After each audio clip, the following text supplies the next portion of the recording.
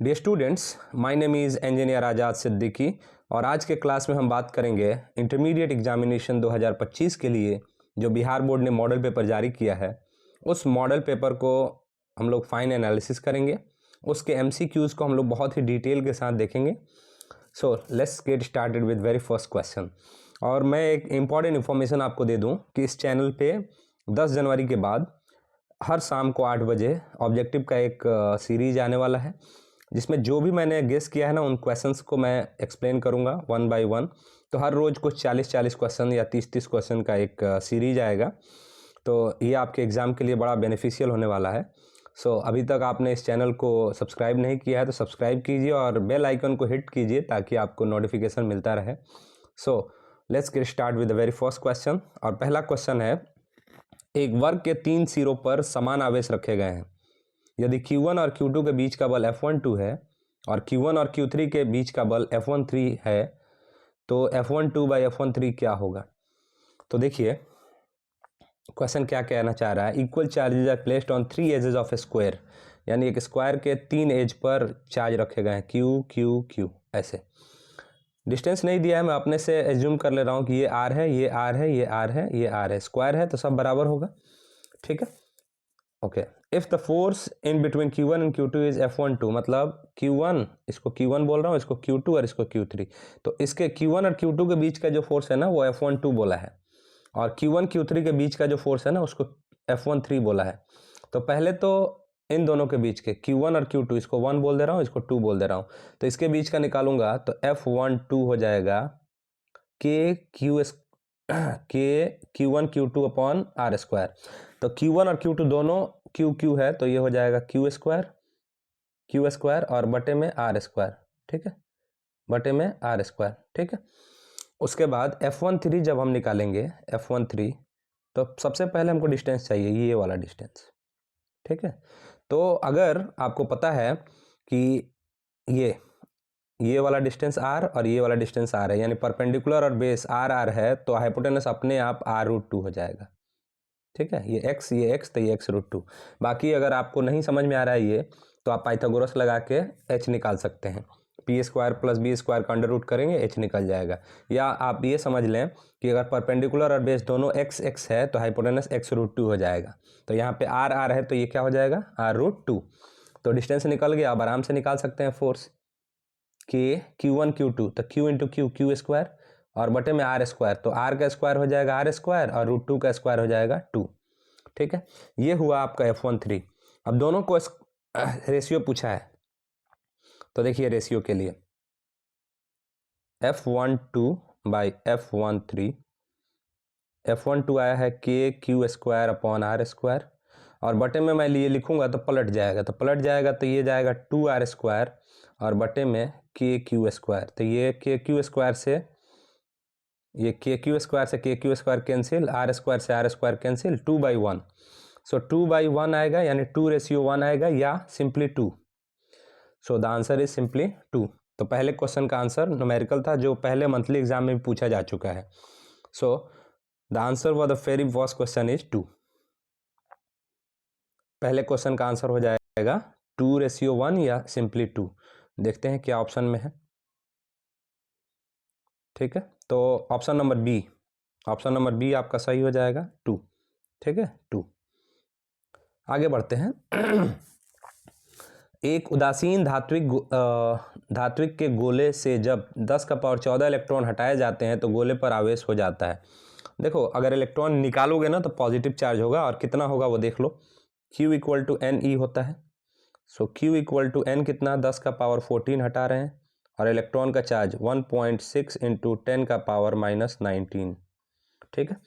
तो यहाँ पे हो जाएगा Q इक्वल टू 1.6 इंटू 10 का पावर -19 में से 10 का पावर 14 निकला, ये बेस सेम है तो पावर को जोड़ दिया जाएगा, तो -19 में से 14 निकला -5, ठीक है।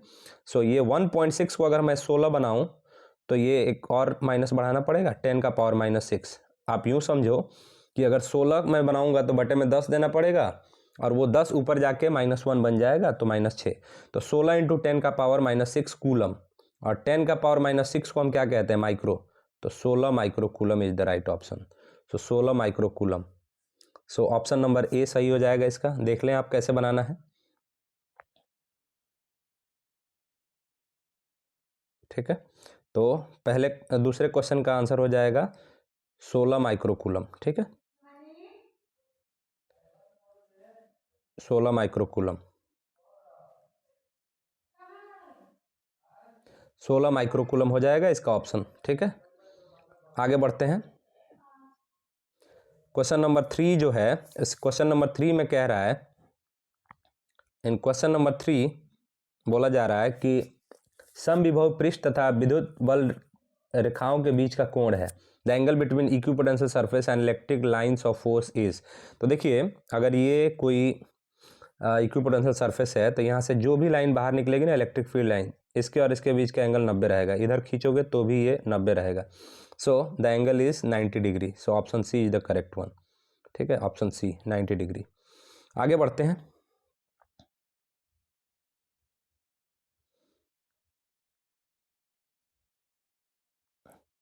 आगे बोला जा रहा है, क्यू आवेश से आवेशित आर त्रिज्या के गोलीय चालक के केंद्र से बाहर x दूरी पर potential at a distance x outside A charge sphere of radius r charge with charge q is. तो देखिए, ये कोई स्फीयर है, इसका रेडियस है r, लेकिन इससे x दूरी पर पूछा जा रहा है पोटेंशियल यहाँ पे। ठीक है, तो फॉर्मूला होता है पोटेंशियल का के क्यू अपॉन आर। तो k इस पे q चार्ज है, तो के क्यू अपॉन आर। r मतलब देखिए, इस पे चार्ज दोगे ना तो इसके सरफेस पे रहता है, तो q यहाँ पे रहेगा। अब यहाँ से कितने दूरी पे पूछा जा रहा है, तो यहाँ से x दूरी पर, तो के Q upon X. So K Q upon X is the correct option. Option number B is the correct one, K Q upon X. So option number B is the correct one, right. So potential at a distance x outside a charge sphere of radius r charged with charge q is kq upon x. So let's do the next question. अगले question में पूछा जा रहा है, एक alpha कण को 200 volt विभवांतर से त्वरित किया जाता है तो इसकी गतिज ऊर्जा में वृद्धि होगी। An alpha particle is accelerated by a potential difference 200 volt, increase in its energy will be. तो देखिए, पोटेंशियल एनर्जी का फॉर्मूला होता है के क्यू 1 Q2 अपॉन आर। ठीक है, तो के क्यू अपॉन आर को हम भी कहते हैं, तो ये हो जाएगा U equal to Q into भी।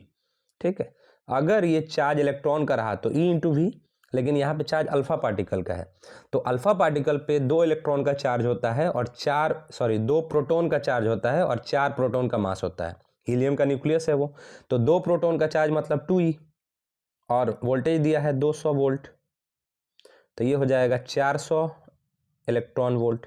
सो 400 electron volt is the right option. Option number C is the correct one. ठीक है, सो फिर से सुनिए, अल्फा पार्टिकल का चार्ज होता है 2 प्रोटॉन का चार्ज और उसका मास होता है 4 प्रोटॉन का, क्योंकि उसके न्यूक्लियस में, हीलियम के न्यूक्लियस में 2 न्यूट्रॉन भी रहता है, तो 2 न्यूट्रॉन और 2 प्रोटॉन का चार्ज, चार्ज न्यूट्रॉन पे नहीं होता, तो सिर्फ 2 प्रोटॉन का चार्ज और मास 2 प्रोटॉन का और 2 न्यूट्रॉन का मास मिला के 4 का। ठीक है, तो याद रखेंगे आप, अल्फा पार्टिकल पे 2 प्रोटॉन का चार्ज और 4 प्रोटॉन का मास होता है, राइट, क्योंकि न्यूट्रॉन का मास भी लगभग प्रोटॉन के मास के बराबर ही होता है। आगे बढ़ेंगे। टाइम लगेगा, लेकिन एक एक क्वेश्चन को हम लोग फुल डिटेल के साथ पढ़ेंगे।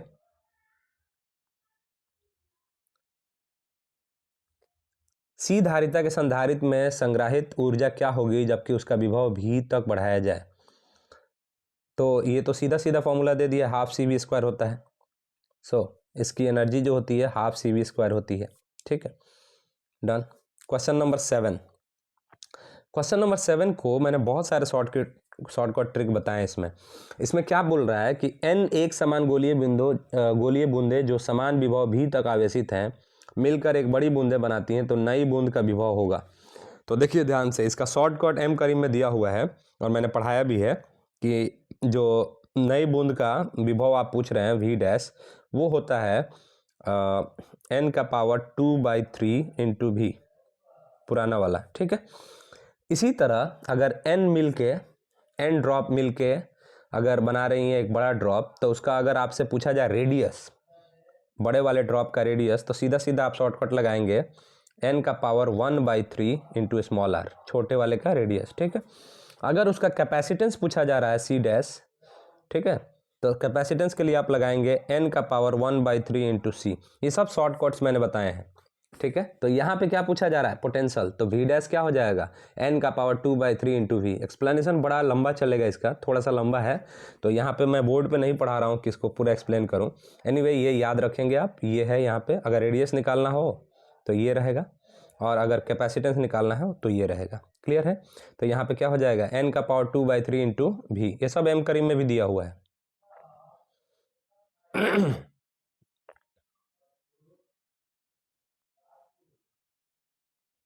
उसके बाद हम बात करते हैं क्वेश्चन नंबर 8। इसमें कह रहा है कि एक समांतर प्लेट संधारित्र के प्लेटों के बीच विद्युत क्षेत्र 10 का पावर 5 वोल्ट मीटर है का विद्युत क्षेत्र है। यदि, अच्छा सब उल्टा सीधा टाइप हुआ है, यदि संधारित्र के प्लेट पर आवेश 1 माइक्रोकूलम है तो संधारित्र के प्रत्येक प्लेट पर बल है। सब उल्टा सीधा टाइप, जल्दी जल्दी में पता नहीं कैसे टाइप किए हैं ये लोग। Electric field in between the plates of a parallel plate condenser is 10 का power 5 volt per metre. If charge on plates of condenser is 1 microcoulomb then force on each plate of condenser is. तो देखिए F equal to होता है Q into ई, और दो plates होते हैं ना, तो दोनों प्लेट्स के लिए पर पूछ रहा है तो बटे में 2 कर दीजिए, एक प्लेट पर इतना आएगा। सो F इक्वल टू Q दिया है 1 माइक्रोकूलम, इसका मीनिंग हो 1 इंटू 10 का पावर -6, और इलेक्ट्रिक फील्ड है 10 का पावर 5, तो 10 का पावर 5 और बटे में कितना आ गया 2। तो ये हो गया F इक्वल टू 10 का पावर -6 में से 5 निकला, पहले तो 1/2 का मतलब हुआ 0.5 इंटू 10 का पावर -6 में से 5 निकालेंगे तो 10 का पावर -1, तो ये क्या होगा, एक और डेसिमल बढ़ जाएगा, 0.05 न्यूटन। 0.05 न्यूटन, देख लीजिए कौन सा ऑप्शन है, 0.05 newton is the correct option. So will go with option number B. So option number B सही है इसका, 0.05। कैसे सॉल्व करना है देखा आपने। सो 0.05 ये ऑप्शन है, ठीक है। आगे बढ़ेंगे। चुंबकीय क्षेत्र बी में स्थित m चुंबकीय आघूर्ण वाले धारा पास करंट लूप द्वारा अनुभूत बल आघूर्ण टॉ का मान होता है। सबसे पहले तो स्मॉल m से नहीं बोला जाता है, ये कैपिटल M से बोला जाता है। सो अगर डिनोट कर ही दिया है तो tau equal to m cross b होता है, ठीक है, m cross b। So tau equal to m cross b, option number A सही है, ठीक है। बड़ा आसान सा क्वेश्चन है, टॉर्क एक्सपीरियंस्ड का फॉर्मूला है ये, बड़ा आसान है, tau equal to m cross b। ये भी PYQ है, पूछा गया है बार बार। सो मेरे गेस में ये मिल जाएगा आपको, बहुत सारे इसमें क्वेश्चन गेस में मिल जाएंगे। एनीवे आगे बढ़ते हैं। इसके बाद वाला भी PYQ है, कई बार बताया गया है।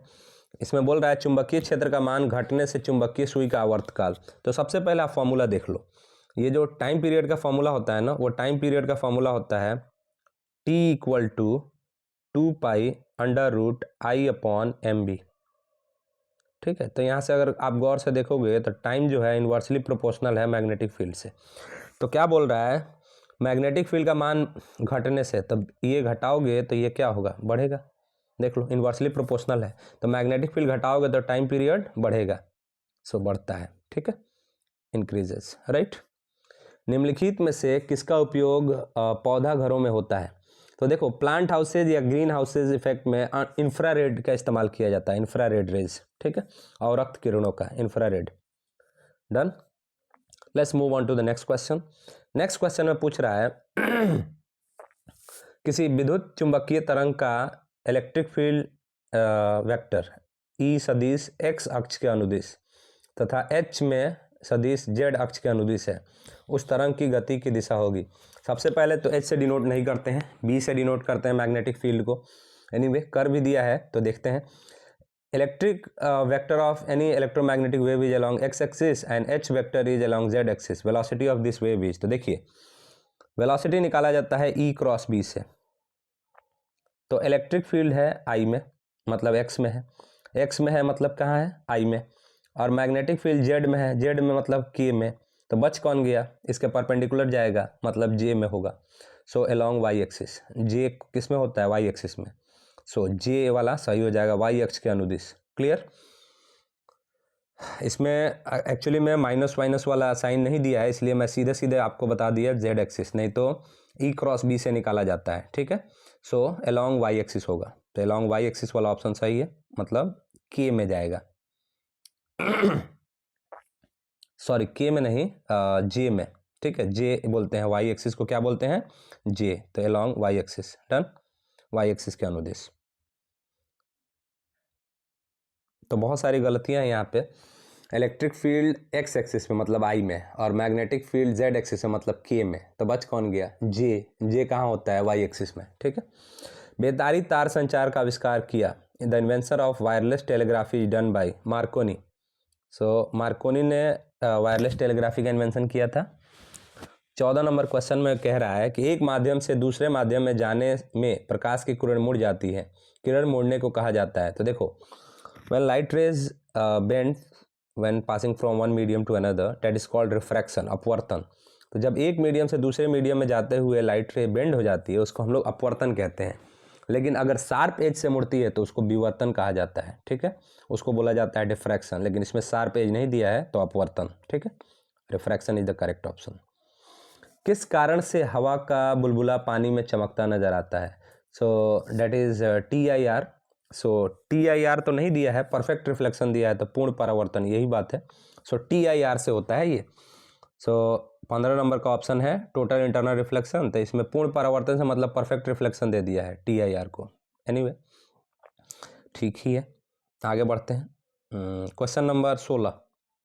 क्वेश्चन नंबर 16 में कह रहा है कि एक उभय उत्तल लेंस के पदार्थ का अपवर्तनांक 1.5 है, इसकी फोकस दूरी का मान क्या होगा यदि प्रत्येक तल की वक्रता त्रिज्या 20 सेंटीमीटर है। तो देखो, लेंस मेकर्स फॉर्मूला लगाते हैं, 1/f equal to mu minus 1। तो म्यू कितना है, 1.5 minus 1 into 1/r1, 1/20 minus 1/r2, ये भी -20, एक प्लस होता है एक माइनस, तो दोनों सेम है। तो ये हो जाएगा 1/f इक्वल टू 0.5, और ये एलसीएम करेंगे हम लोग तो 1/20 प्लस 1/20, तो ये हो जाएगा 0.5 इंटू 2/20, सो ये हो जाएगा 1/f इक्वल टू 1/20, और पलट देंगे तो 20 सेंटीमीटर। 1/f तो पावर हो जाता है, तो यहाँ पावर निकालना नहीं है, यहाँ पे पूछ रहा है आपसे फोकस दूरी क्या होगी, तो फोकस दूरी के लिए पलट दीजिए, तो f equal to 20 centimetre. So 20 centimetre is the right option, ठीक है। सो 20 सेंटीमीटर,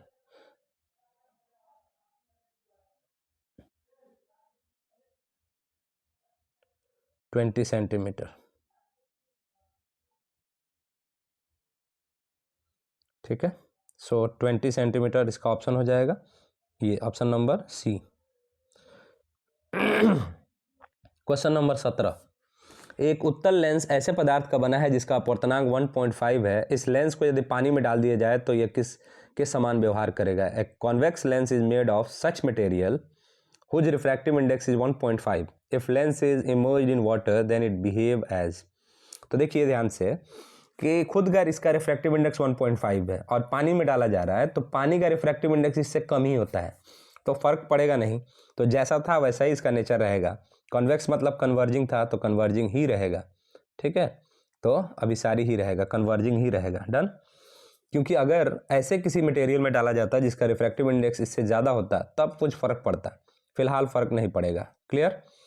आगे बढ़ेंगे।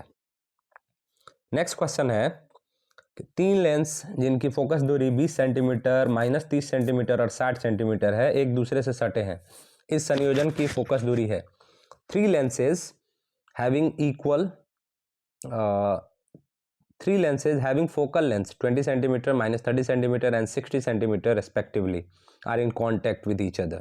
Focal length of this combination is, तो focal length पूछ रहा है ना, तो लगा देते हैं 1/f equal to 1/f1 plus 1/f2 plus 1/f3, 4 रहेगा तो और जोड़ते जाएंगे, तो 1/20 माइनस 1/30 माइनस 1/ सॉरी माइनस नहीं, तीसरा प्लस है तो 1/60, ठीक है। एलसीएम आ जाएगा 60, 20 से 3 बार में तो 3, 30 से 2 बार में तो -2 और 60 से 1 बार में, तो ये आ गया 1/f इक्वल टू 4 में से 2 निकला 2/60 यानी 1/30, और फोकस दूरी पूछा है तो f इक्वल टू 30 सेंटीमीटर, पलट दीजिए तो f इक्वल टू 30 सेंटीमीटर, तो इसका ऑप्शन हो जाएगा f equal to 30 centimetre, done. तो अगर आप बनाएंगे ना तो क्लास में जो आपको सॉल्व कराएगा उसमें से आप कम से कम मतलब आप कोशिश करेंगे तो कम से कम 35-40 तो आप बहुत आराम से मार देंगे। थोड़ा सा मेहनत करना है बस। देखिए 30 सेंटीमीटर 30 सेंटीमीटर कितना आसानी से आ गया। यदि किसी दूरदर्शक के अभिदृश्यक एवं नेत्रिका की फोकस दूरियां क्रमशः 20 सेंटीमीटर और 2 सेंटीमीटर है तो इस दूरदर्शक की आवर्धन क्षमता क्या होगी?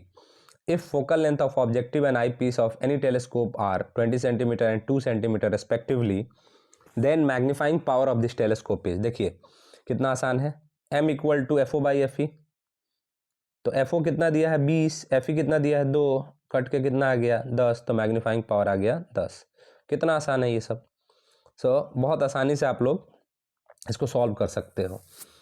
Question number 20, myopic I can see clearly, निकट दृष्टि दोष वाली आंखें साफ साफ देख सकती हैं, करीब के वस्तुओं को देख सकती हैं, ऑब्जेक्ट्स एट नियर डिस्टेंस, निकट की वस्तुओं को।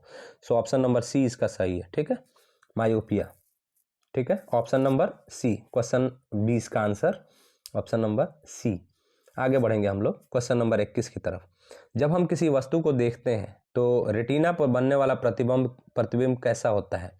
ठीक है, स्मॉल होता है, रियल होता है और इन्वर्टेड होता है। ठीक है, तो आप याद रखेंगे SIR, small, inverted and real. तो यहाँ पे क्या है, रियल एंड इन्वर्टेड कहाँ है? तो option number B, real and inverted. ठीक है, तो SIR याद रखेंगे सर, यानी स्मॉल बनता है, इन्वर्टेड बनता है और रियल बनता है। ठीक है, सो रियल एंड इन्वर्टेड। आगे बढ़ेंगे क्वेश्चन नंबर 22 की तरफ। क्वेश्चन नंबर 22 में कह रहा है कि एक प्रिज्म से होकर गुजरने वाले श्वेत प्रकाश का न्यूनतम विचलन अवयव होता है, minimum deviated component of white light passing through a prism is. तो देखिए जब प्रिज्म से गुजरती है लाइट, तो जब प्रिज्म से गुजरने के बाद लाइट में सबसे कम किसका ये होता है? तो देखिए जब हम यहाँ से देखते हैं, यहाँ से कोई व्हाइट लाइट जाती है तो इस तरह 7 कलर में जब बढ़ती है तो सबसे नीचे वायलेट होता है, सबसे ऊपर रेड होता है। मतलब सबसे कम कौन विचलित होती है? सबसे कम विचलित होती है रेड। तो रेड कलर का डेविएशन सबसे कम होता है, न्यूनतम विचलन होता है। ठीक है, क्योंकि रेड ऊपर रहता है, वायलेट नीचे, तो वायलेट का सबसे ज़्यादा होता है। ठीक है, तो रेड हो गया इसका। कांच से हवा में जाती प्रकाश किरण का क्रांतिक कोण न्यूनतम होता है। कांच से हवा में critical angle of light ray passing through glass to air is minimum for, कौन से कलर के लिए? क्वेश्चन नंबर 23, कांच से हवा में जाती प्रकाश के किरण का क्रांतिक कोण। देखिए कांच से प्रकाश मतलब प्रिज्म से ही पूछा जा रहा है, कांच से हवा में जाती। ठीक है, तो सबसे ज़्यादा ये मुड़ रही है। ठीक है, सबसे ज़्यादा मुड़ रही है तो इसका रिफ्रैक्टिव इंडेक्स सबसे ज़्यादा होगा। जिसका रिफ्रैक्टिव इंडेक्स ज़्यादा होता है ना, उसका क्रिटिकल एंगल कम होता है, तो वायलेट ही हो जाएगा। इसका आंसर क्या हो जाएगा? वायलेट। सो बैगनी के लिए option number D, option number question number 23 का ऑप्शन नंबर डी, बैगनी के लिए। ये क्या दिया है ऑप्शन? बैगनी, हाँ, ऑप्शन नंबर डी, बैगनी के लिए। ठीक है, सो क्वेश्चन नंबर 3 में कैसे समझ रहे हैं हम लोग? देखिए जिसका रिफ्रैक्टिव इंडेक्स ज़्यादा होता है ना, वो ज़्यादा मुड़ती हैं। ठीक है, सो वायलेट का रिफ्रैक्टिव इंडेक्स ज़्यादा होता है, इसीलिए ज़्यादा मुड़ती हैं प्रिज्म से गुजरने के बाद। और जिसका रिफ्रैक्टिव इंडेक्स ज़्यादा होता है उसका क्रिटिकल एंगल कम होता है। जैसे आप डायमंड का देखिए, डायमंड का क्रिटिकल एंगल सिर्फ 24 होता है। क्यों? क्योंकि उसका रिफ्रैक्टिव इंडेक्स 2.42 होता है, ज़्यादा होता है। तो वायलेट कलर हो जाएगा इसका सही ऑप्शन। ठीक है, आगे बढ़ते हैं क्वेश्चन नंबर 24 की तरफ। प्राथमिक इंद्रधनुष बनता है सूर्य के प्रकाश का वर्षा के बूंद में। Primary rainbow is formed when sunlight falling on rain drops of earth. तो देखिए कैसे बनता है। ये कोई वर्षा की बूंद है, एक बार इसमें आती है लाइट ऐसे, तो रिफ्रैक्शन होता है पहली बार, फिर अंदर ही अंदर इसमें TIR होता है, फिर बाहर निकल जाती है। ठीक है, तो बाहर निकल जाती है तो ये भी रिफ्रैक्शन। तो एक बार घुसने के समय रिफ्रैक्शन, और यहाँ TIR, और फिर यहाँ रिफ्रैक्शन। तो 2 बार रिफ्रैक्शन और 1 बार TIR। ठीक है, सो 2 बार रिफ्रैक्शन और 1 बार TIR। तो इसका ऑप्शन कौन सा हो जाएगा देख लेते हैं। 2 बार अपवर्तन से और 1 बार आंतरिक परावर्तन से। So option number C. ठीक है, ऑप्शन नंबर सी। तो सी वाला ऑप्शन सही है क्वेश्चन नंबर 24 का। तो क्वेश्चन नंबर 24 का सी। आगे बढ़ेंगे। प्रकाश के तरंग गति सिद्धांत के अनुसार प्रकाश के वर्ण का निर्णायक है। According to principle of wave theory of light colour of light is decided. तो देखो वेवलेंथ होता है या फ्रीक्वेंसी होती है, ठीक है। तो यहाँ पे फ्रीक्वेंसी ऑप्शन है तो हम लोग फ्रीक्वेंसी के साथ जाएंगे, ठीक है। सो फ्रीक्वेंसी कलर डिसाइड करता है। डन। अज्ञात आकार वाले एक सुदूर स्थित स्रोत से आने वाले प्रकाश का तरंगाग्र होगा लगभग wave front of light coming from a source of unknown size situated at a distance is approximately. तो देखो जब बहुत दूर से कोई लाइट आ रही है ना, तो उसका जो वेव फ्रंट होगा ना वो प्लेन आता है, ठीक है। तो उसका प्लेन ही होता है बहुत दूर वाले का, तो प्लेन हम लोग प्लेन के साथ जाएंगे, समतल, ठीक है। उसके बाद क्वेश्चन नंबर 27। क्वेश्चन नंबर 27 में पूछा जा रहा है दो स्रोतों को कला संबंध तब कहा जाता है यदि जब उनके फेज डिफरेंस कांस्टेंट होता है। तो एक ही चीज याद रखिएगा, फेज डिफरेंस कांस्टेंट। तो phase difference constant option number B, कलांतर नियत हो, ठीक है। Phase difference constant, right. उसके बाद रचनात्मक व्यक्तीकरण के लिए किसी बिंदु पर पहुंचने वाली दो तरंगों के बीच का कलांतर होना चाहिए। देखिए, for constructive interference the phase difference between two waves reaching at a point. देखिए जब जीरो फेज डिफरेंस के साथ जब पहुंची थी दोनों वेव्स तो वहाँ पे मैक्सिमम मिला था, मतलब लाइट मिला था, ठीक है। सो कंस्ट्रक्टिव इंटरफेरेंस मिला था वहाँ पे, तो जीरो इसका ऑप्शन हो जाएगा। क्वेश्चन नंबर 28 का ऑप्शन हो जाएगा जीरो, क्योंकि पहला जो ब्राइट मिलता है ना फ्रिंज, वो जीरो पे ही मिलता है। फ्रिंज की चौड़ाई दूरी है। Fringe width is distance between two consecutive dark और फ्राइज फ्रिंजेस। ऑप्शन नंबर सी सही है। किन्हीं दो क्रमवर्ती काली या चमकीली फ्रिंजों के बीच, बिल्कुल सही है। क्वेश्चन नंबर 29 का आंसर हो जाएगा सी। आगे बढ़ते हैं।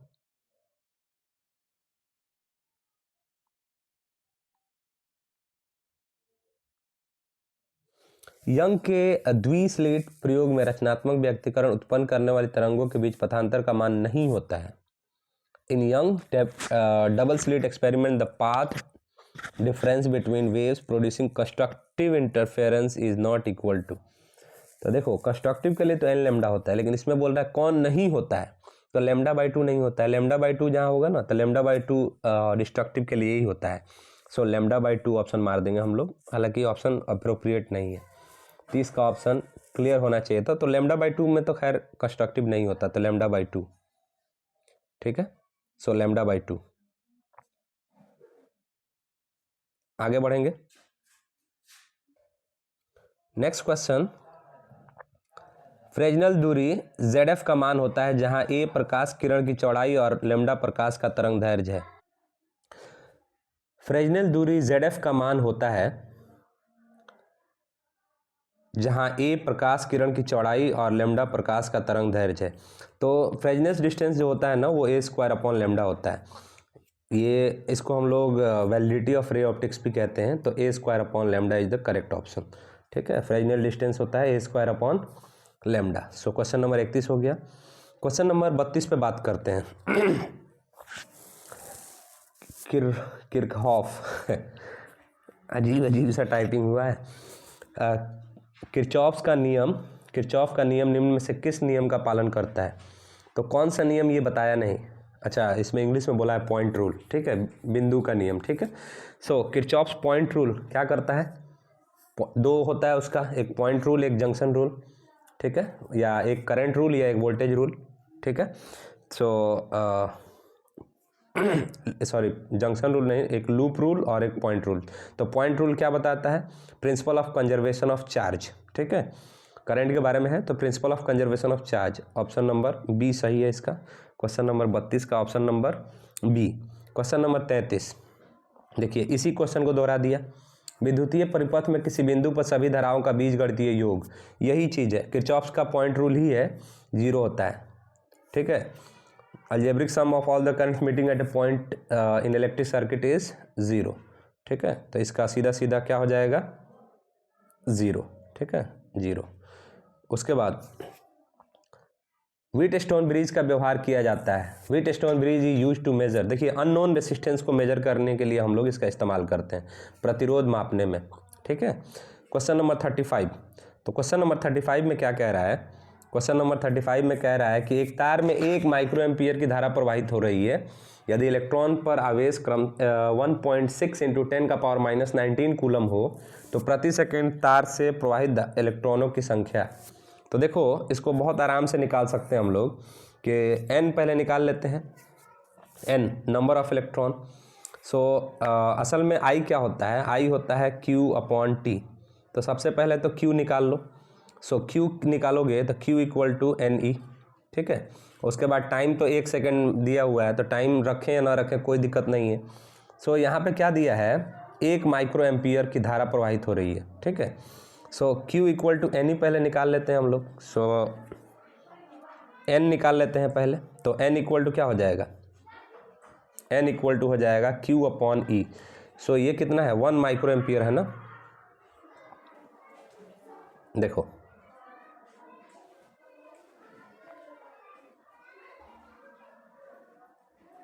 N = Q/E। तो Q है 1 माइक्रो एम्पियर।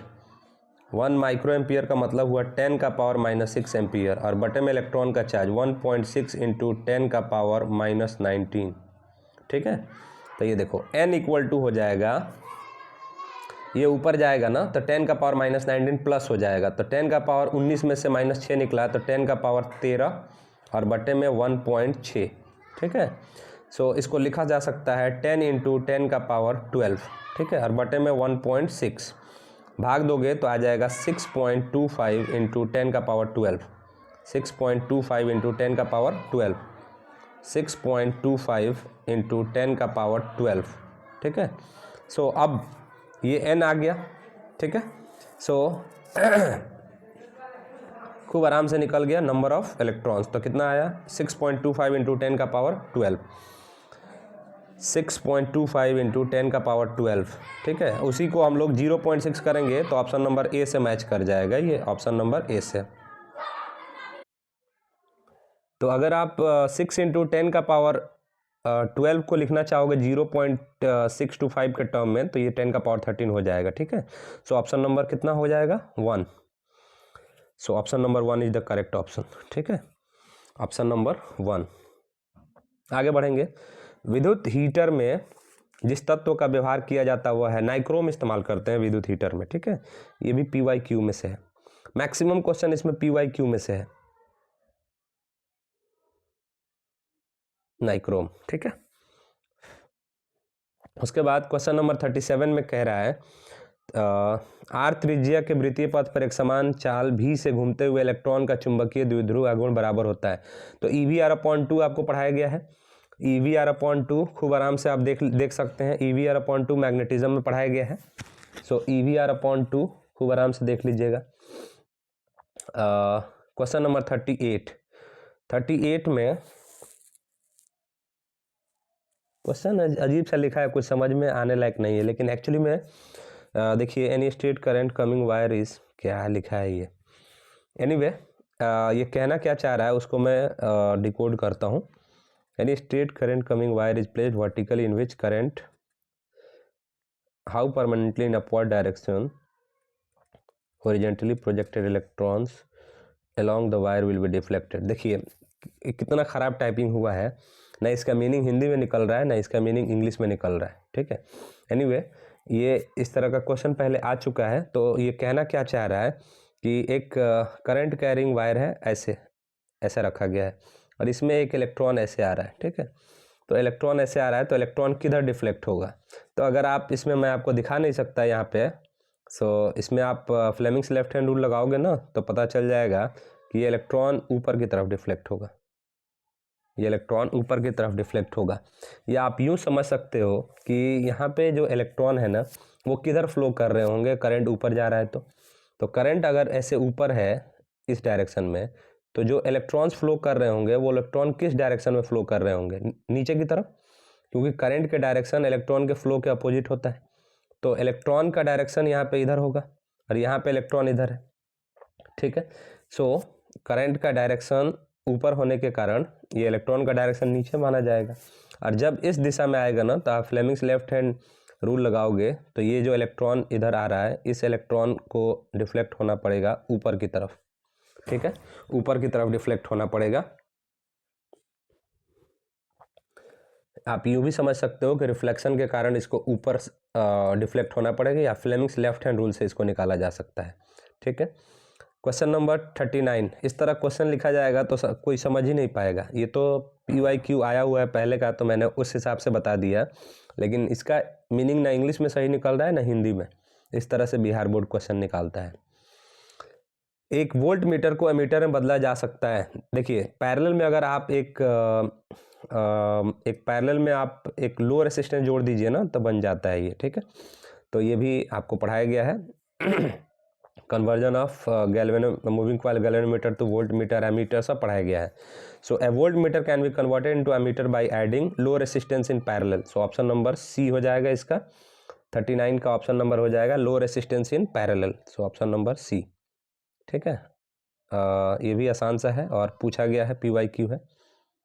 जब एक चुंबकीय क्षेत्र में धातु का गोला गतिमान कराया जाता है तो ये गर्म हो जाता है, क्योंकि when a metal sphere is allowed to move in emitter field then it become hot because ये एडी करंट है। अभी हम लोग नहीं पढ़े हैं, लेकिन ये एडी करंट का क्वेश्चन है। एडी करंट प्रोड्यूस होती है यहाँ पे, एडी करंट। ठीक है, तो क्वेश्चन नंबर 40 हो गया ये। क्वेश्चन नंबर 41, तो 41 पे देखेंगे। क्वेश्चन नंबर 41 में पूछा जा रहा है कि किसी धारावाही प्रेरित के संबंध चुंबकीय ऊर्जा U तथा प्रवाहित धारा I के समानुपातिकता में संबंध होता है। देखो, एनर्जी का फॉर्मूला, एनर्जी को ये U से डिनोट किया है, तो एनर्जी का फॉर्मूला क्या होता है? हम लोग पढ़े हैं कि E का फॉर्मूला होता है E इक्वल टू 1/2 LI²। ठीक है, तो यहाँ पे U से डिनोट कर रहा है, तो यही चीज़ क्या हो जाएगा, 1/2 LI²। ठीक है, तो आप गौर से देखोगे तो U डायरेक्टली प्रोपोर्शनल है L से यहाँ पे, तो ऑप्शन नंबर सी सही हो जाएगा, ऑप्शन नंबर सी। ठीक है, उसके बाद क्वेश्चन नंबर 42 की तरफ आते हैं। क्वेश्चन नंबर 42 में आपसे बोला जा रहा है कि 42 में एक कुंडली का स्वप्रेरण गुणांक 5 मिली हेनरी है। यदि इस कुंडली से 2 एम्पियर की धारा बहाई जाए तो इस कुंडली से समग्र चुंबकीय फ्लक्स होगा। तो यहाँ पे फ्लक्स का फॉर्मूला क्या होगा उसको पहले हम लोग देख लेते हैं। फ्लक्स का फॉर्मूला होता है फाई इक्वल टू LI। ठीक है, so phi equal to L कितना दिया है, L दिया हुआ है 5 मिली हेनरी, तो 5 × 10⁻³ और ये है 2। ठीक है, करंट, तो ये हो जाएगा 10 ×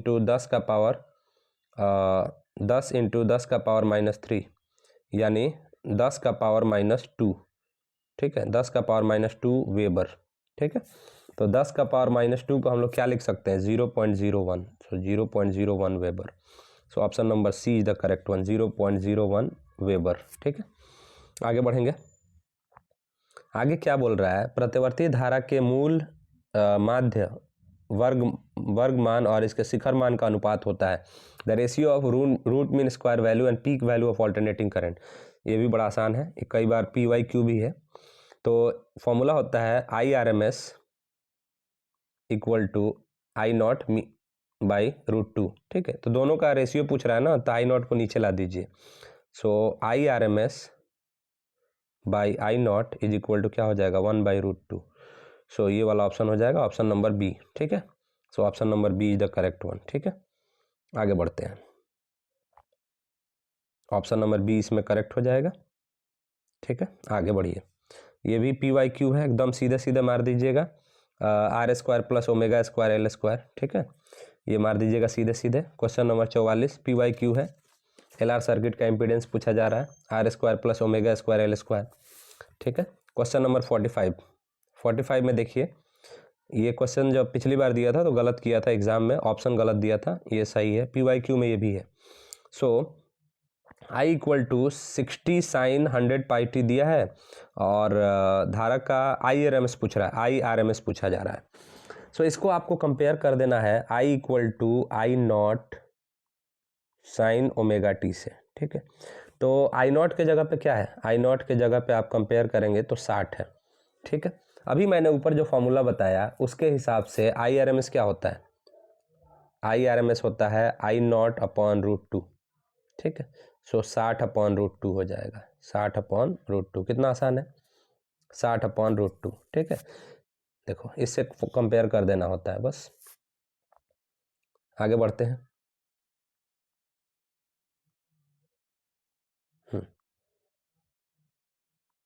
ये भी PYQ में है।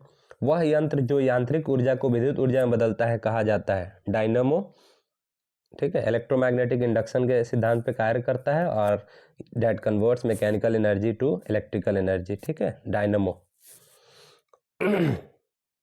ठीक है, आगे बढ़ते हैं। Question number 47, the phase difference between current and electromotive force in alternating current circuit in condition of resonance.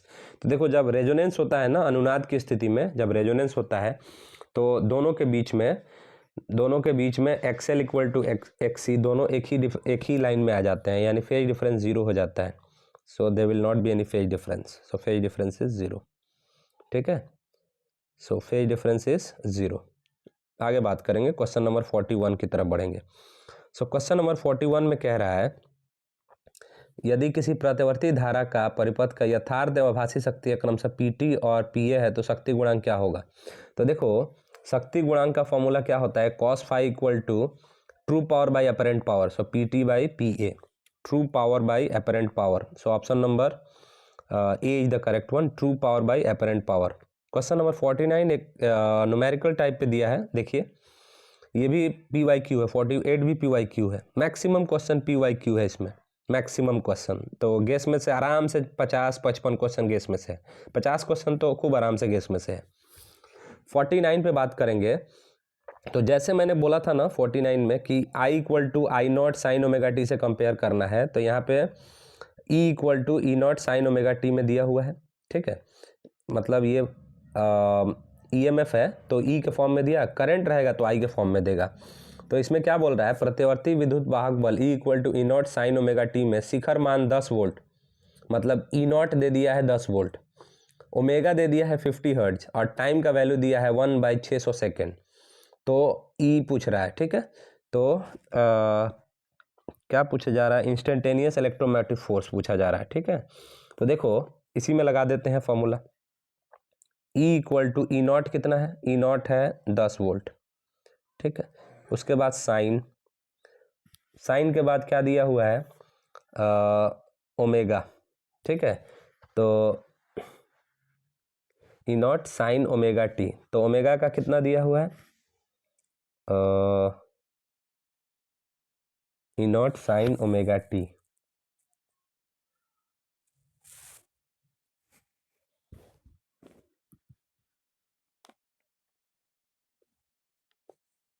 Sign omega T.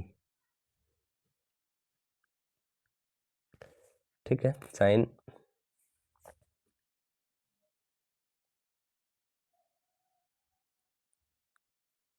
10 volt 50 hertz. ठीक है, ठीक है, 50 हर्ट्ज, टाइम का वैल्यू भी दिया है। Okay, E equal to E naught sine omega T, sine omega T, तो omega की जगह पे 50 है और ये 1/600 है, सॉरी 1/600 है। तो साइन ओमेगा का वैल्यू 50 और ये है 1/600 टाइम का वैल्यू। ठीक है, साइन ओमेगा टी।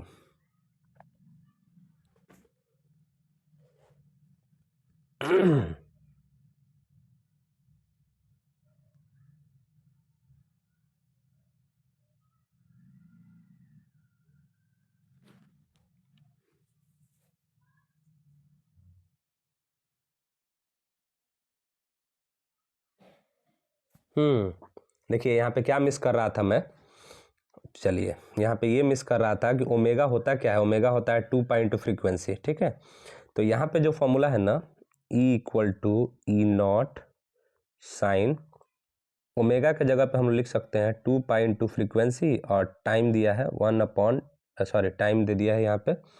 सो 2 पाई इंटू फ्रीक्वेंसी ओमेगा के जगह पे और ये हो गया टाइम। ठीक है, अब देखो E इक्वल टू 10 साइन 2 पाई और फ्रीक्वेंसी दिया है 50 और टाइम का वैल्यू दिया है 1/600। तो देखो एक जीरो से एक जीरो कटा और 5 से ये 12 बार में कटा और 2 से कटा,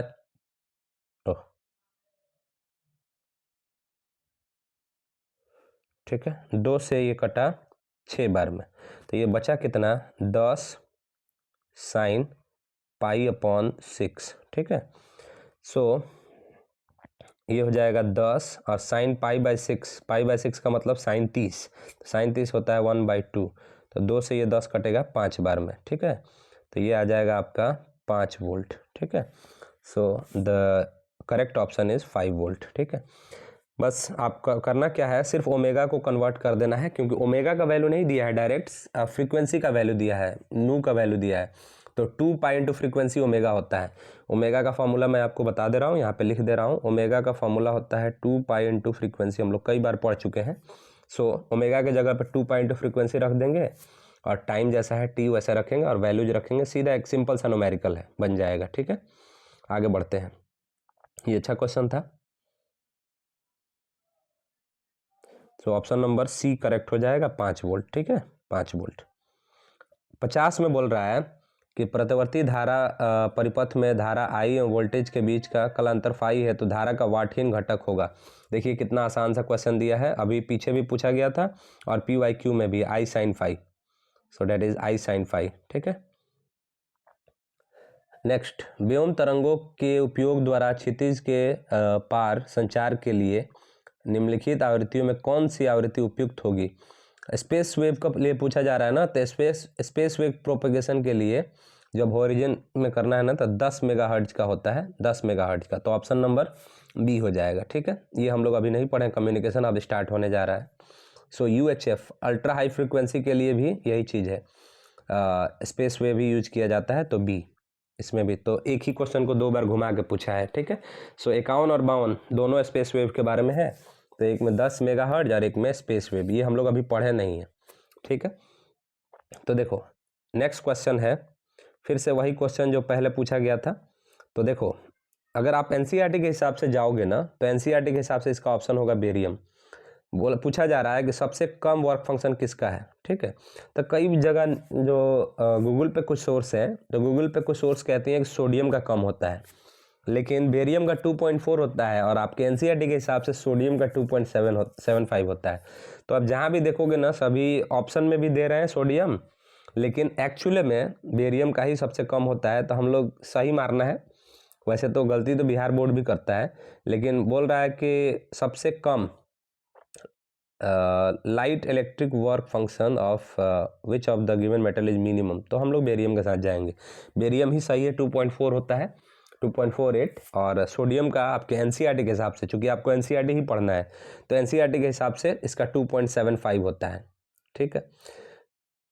प्लांक स्थिरांक की बीमा, प्लांक्स कांस्टेंट का, तो देखो प्लांक्स कांस्टेंट का जो यूनिट होता है ना, वो जूल सेकंड होता है। जूल मतलब क्या, एनर्जी, तो ml2T-2 और सेकंड के लिए T, ठीक है। तो ml2T एक निकल जाएगा तो T-1, या आप ऐसे भी निकाल सकते हो, E = H इंटू फ्रीक्वेंसी से, ठीक है। तो H निकालोगे तो E अपॉन फ्रीक्वेंसी, इससे भी उतना ही आएगा, ठीक है।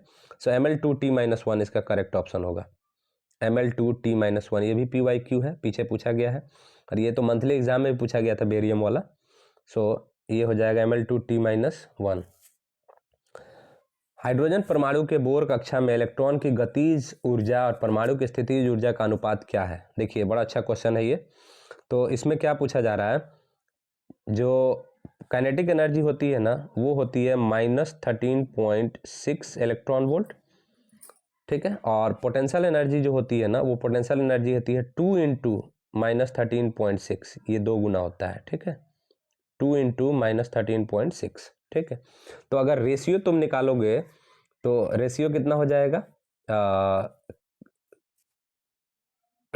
रेशियो हो जाएगा, ये 13.6 होता है, पहला वाला होता है 13.6, ठीक है।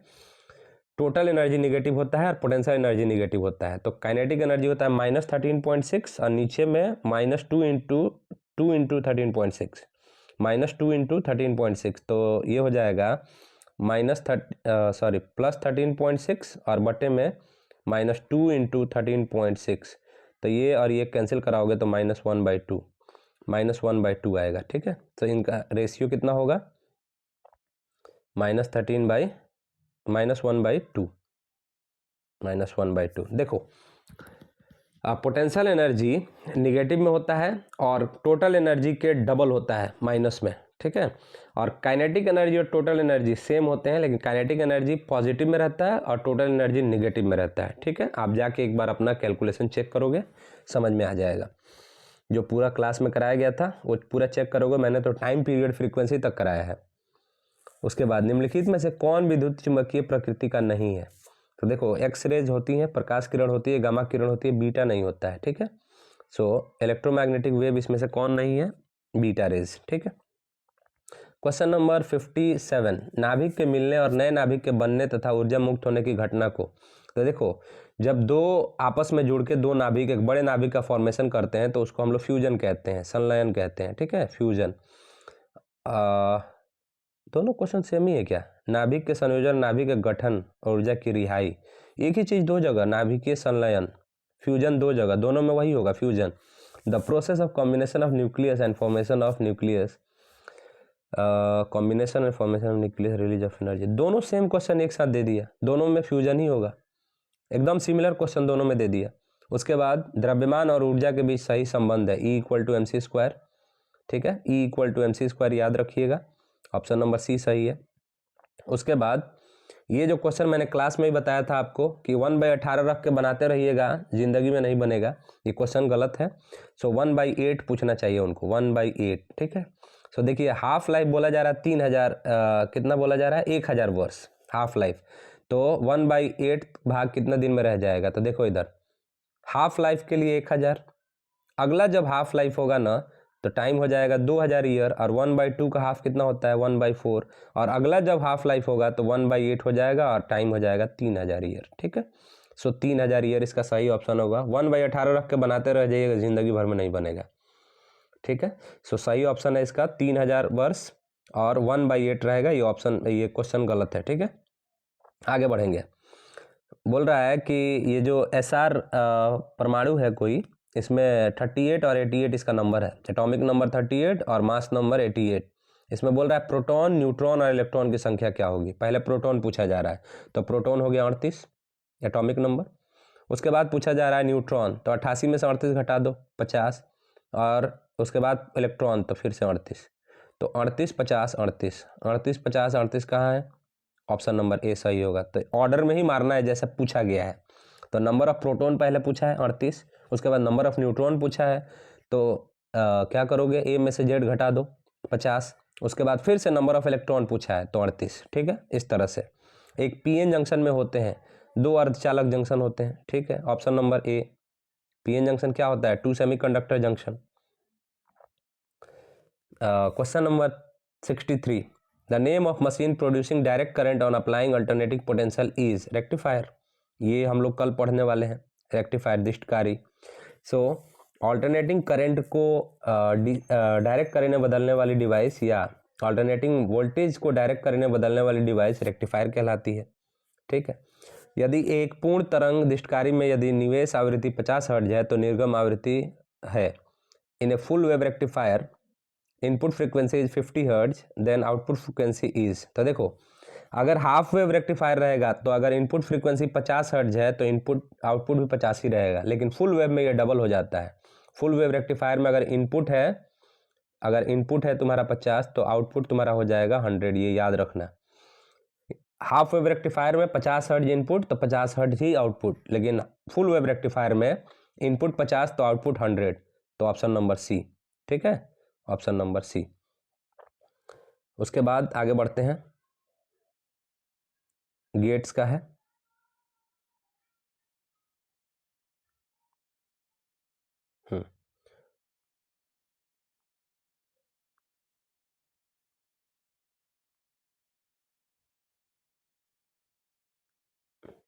नॉर गेट के लिए बुलियन व्यंजक है, तो देखो, और गेट का होता है A+B = Y, और इस पे एक बार लगा दो तो नॉर हो जाएगा, ठीक है। तो इसमें मैं देख रहा हूँ ना, A+B का बार = Y कहीं भी नहीं है, गलत दिया है, एक ही ऑप्शन दो बार दिया, और एरो दिया, एरो नहीं होता है ये। तो इसका सही ऑप्शन होगा, देखो मैं फिर से लिख दे रहा हूँ, A+B होता है और का, A+B = Y, और अगर नॉर करना हो तो इस पर एक बार लगा दो, तो a plus B bar equal to Y, जो कि कहीं नहीं है, सारा ऑप्शन गलत है, नॉर गेट का ये होगा जो मैंने लिखा है, a plus B bar equal to Y, चारों ऑप्शन गलत है। सिमिलर ऑप्शन a और d में लिख दिया है, ठीक है। तो यही कोई होगा। बी वाला ऑप्शन में अगर हम बार लगा दें तो सही होगा, ठीक है। बी वाला ऑप्शन में अगर बार लगा दें तो चारों ऑप्शन गलत है उसमें, ठीक है। उसके बाद हम लोग बाइनरी डेसिमल, तो ये और गेट और बाइनरी डेसिमल मैं एक क्लास के लिए रखा हूँ। एक क्लास में ये 5 नंबर ऑलमोस्ट आपका कम से कम, अगर 5 नंबर का नहीं पूछा तो 2 नंबर, नहीं तो 5 से 7 नंबर सिर्फ इसी से हो जाएगा, बाइनरी डेसिमल और एंड और नॉर गेट, मतलब लॉजिक गेट से। ये बोल रहा है कि द्विआधारी संख्या 0 1 1 0 0 1 1 0, तो देखो इधर 1 2 4 8, इस तरह से हम लोग के पास एक ट्रिक है। तो ये हुआ 0 क्या क्या है 0 1 1 0, तो कितना हुआ ये 4 और 2 6, ठीक है। तो ये हो गया 6, ठीक है। उसके बाद बोल रहा है 0 1 0 1, ठीक है। तो 0 1 0 1 का 1 2 4 8, ठीक है। तो 4 और 1 5, इसका हुआ 5, तो 6 और 5 11 11। तो अगर मैं 11 का लिखूं तो 1 2 4 8, आगे बढ़ूंगा तो 16 हो जाएगा। तो 8 के नीचे 1 लगा दूं तो 8 हो गया, और यहाँ पे 1 लगा दूं तो 8 2 10, और यहाँ पे 1 लगा दूं तो 10 1 11, यहाँ पे 0, तो 1 0 1 1 इसका होगा, ठीक है। 1 0 1 1 ये ऐसे, और यहाँ पे 2 लगा देंगे, ठीक है। तो 1 0 1 1 इसका सही ऑप्शन है, 1 0 1 1 ऑप्शन नंबर ए, ठीक है। सो 1 0 1 1, ठीक है, ऑप्शन नंबर ए सही हो जाएगा। डन। इसका एक ट्रिक है, मैं बताऊंगा आप लोगों को, डेसिमल और बाइनरी सिर्फ 1 2 4 8 16 32 64 ऐसे ही करना है, यानी कैसा भी क्वेश्चन होगा ना आपसे सिर्फ 10 सेकंड में बन जाएगा, मैं क्लास में बताऊंगा। एनीवे आगे बढ़ते हैं। क्वेश्चन नंबर 67, ठीक है। 67 में भी सारे ऑप्शन गलत हैं। ये होता है mu naught into H plus M, actually में अगर आई दिया रहेगा ना तो आई रहेगा, ठीक है, एच प्लस एम, तो यहाँ पे माइनस में दिया हुआ है, ये ऑप्शन गलत है। क्वेश्चन नंबर 68 भी गलत टाइप हुआ है। देखो जो एंगल ऑफ डिप का, जो डिप एंगल का वैल्यू होता है ना, वो इक्वेटर पे 0 होता है और पोल पे 90 होता है। 0 से बढ़ते बढ़ते 90, फिर 90 से घटते घटते इक्वेटर पे आते आते 0 होता है। सो यहाँ पे इक्वेटर कोई ऑप्शन ही नहीं है। पोल पर 90 होता है, पोल पर 90, और इक्वेटर पे 0, ठीक है, इसी ऑप्शन नहीं है, इक्वेटर वाला कोई ऑप्शन नहीं है, तो इक्वेटर होना चाहिए, ठीक है। क्वेश्चन नंबर 69 में ये बहुत ही आसान सा क्वेश्चन है, माइनस एम बी, ठीक है। बोल रहा है ना कि स्थायी संतुलन में, तो स्थायी संतुलन में cos 0 हो जाएगा, तो cos 0 1, तो माइनस एम बी आ जाता है, minus M B cos theta रहता है फॉर्मूला, तो cos 0 1 हो जाता है, 0 जब डिग्री का एंगल बनेगा, एम और बी के बीच 0 डिग्री का एंगल बनेगा ना, सो ये हो जाएगा माइनस एम बी, ठीक है। और अगर इलेक्ट्रिक रहता है तो माइनस पी ई होता है, ठीक है। आगे बढ़ेंगे, ये भी बहुत आसान सा क्वेश्चन है। Electromagnetic the direction of propagation of electromagnetic wave is parallel to E cross B होता है, तो ऑप्शन नंबर डी सही है, parallel to E cross B. अभी मैं ऊपर भी बताया था, विद्युत चंबकीय तरंग के संचार की दिशा होती है E cross B. So this is how we have completed all the 70 questions. सो ये भी गेस का एक पार्ट है, इसको भी बहुत ध्यान से पढ़िए। सो 10 जनवरी से मिलेंगे हम लोग ऑब्जेक्टिव सेशन को लेके। सो आज के क्लास में बस इतना ही। Thank you so much.